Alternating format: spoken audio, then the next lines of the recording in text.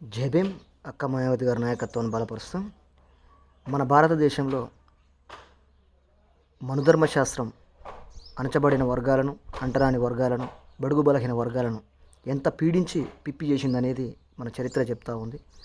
అదే భారత రాజ్యాంగం ఎంత స్వేచ్ఛనిచ్చిందనేది కూడా ఈ 70 ఏళ్ళ వసంతంలో కొన్ని ఆధిపత్య కులాల వర్గాల వల్లనే మన బహుజన్ సమాజ్ పార్టీ కూడా ముందుండడం వల్లనే అణచబడిన వర్గాలు కానీ, అంటరాని వర్గాలకు కానీ కొంత మెరుగు చెందిరని చెప్పేసి చెప్పుకోవచ్చు. కులభ్రష్టత్వానికి సంబంధించి మనువు తయారు చేసినటువంటి ధర్మశాస్త్రాలు మానవత్వం, న్యాయం అనే ధర్మాలకు వ్యతిరేకంగా ఉన్నాయనేది కూడా తెలుసుకోవచ్చు.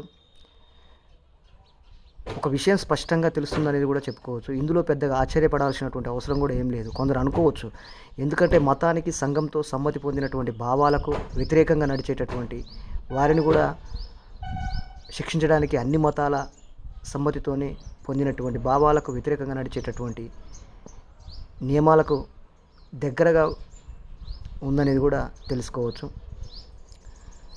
అన్ని మతాల స్మృతులలో ఉన్నటువంటి ధర్మాలు మనువు రాసినటువంటి నియమాలకు పోలిక కూడా ఉందని చెప్పి చెప్పుకోవచ్చు. ఒక బౌద్ధం తప్ప మిగిలినటువంటి మతాలను వారసత్వ ధర్మాలుగా, వారసత్వ నియమాలుగా, విధేయతను, కట్టుబాటుతనాన్ని కూడా మన చరిత్ర చెప్తోంది. మన కట్టుబాటును సాధించడం కోసం కొన్ని ధర్మాలు వినియోగించాయని కూడా చెప్పుకోవచ్చు. మన కట్టుబాట్లను అన్ని ధర్మాలు కూడా బౌద్ధం తప్ప దుర్వినియోగం కూడా చేశాయని చెప్పి చెప్పుకోవచ్చు. ఉదాహరణకు జైన మతం కానీ, క్రైస్తవ మతం కానీ, కొన్ని క్రైస్తవ మతాలలో చెందినటువంటి ఒక యూదు మతం లేదా పేగనిజం అన్యాయతవాదంలోకి, ఇతర మతాల్లోకి మారడానికి కాన్స్టాంటిన్ వంటి చక్రవర్తులతో శిక్షలతో అడ్డగించేవారని కూడా చెప్పుకోవచ్చు. చరిత్ర చెప్తా ఉంది. దియోడానిపిస్, వాలంటైనిస్ వంటి చక్రవర్తులు మతం మారినప్పుడు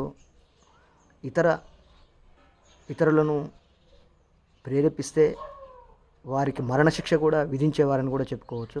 అలాంటి మతాలలో నుంచి, అలాంటి భ్రష్టతత్వాల నుంచి బయటపడేసినటువంటి భారత రాజ్యాంగమే ఈ దేశానికి అంతిమం. మరి భారత రాజ్యాంగం బహుజన్ సమాజ్ పార్టీ మేనిఫెస్టో అని కూడా పెట్టుకుందని చెప్పేసి చెప్పుకోవచ్చు. కాబట్టి ఈ దేశంలో స్వేచ్ఛ, సమానత్వం, సోదరభావం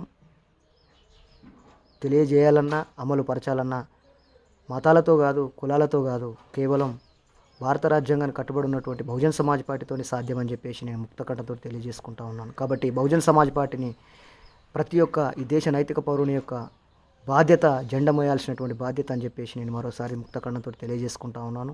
కాబట్టి బహుజన్ సమాజ్ పార్టీ దేశానికి మూలం, అంతిమం అని చెప్పేసి తెలియజేసుకుంటా ఉన్నాను.